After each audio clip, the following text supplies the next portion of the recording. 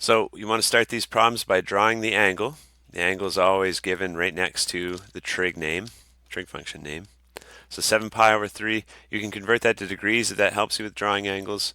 Um, that might be best, but one thing I'm noticing is that we at least have a full 2 pi in there. And with radians, 2 pi means a full revolution around the circle.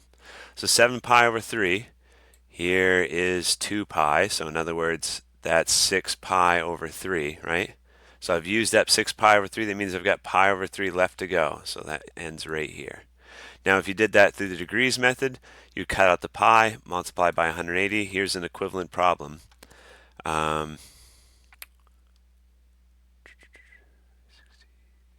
420 degrees. Okay, I did it in my head. You could do it with scratch work, right? 7 divided by 3 times 180. Yeah, 420. Okay, so 420 degrees, same thing.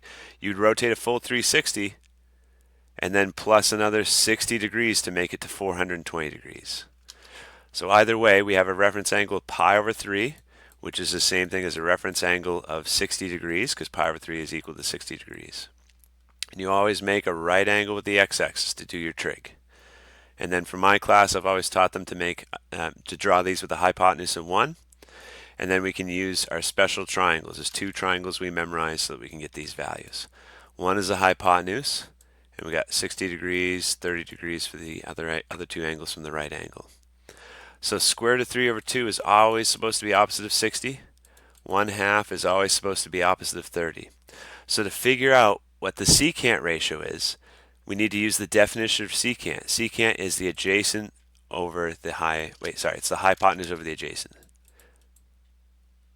Okay? Because secant is the reciprocal of cosine. You just take what cosine is, the adjacent over hypotenuse, and you flip it. So secant is, the hypotenuse is going to be 1, and the adjacent to this angle, to angle 60, is going to be 1/2 according to the triangle, right? Because this is the side that's opposite. And if this is 60 degrees down here, this has got to be 30 degrees up here. So when you draw your triangles, 30 is always opposite of 1/2. So the adjacent is 1/2.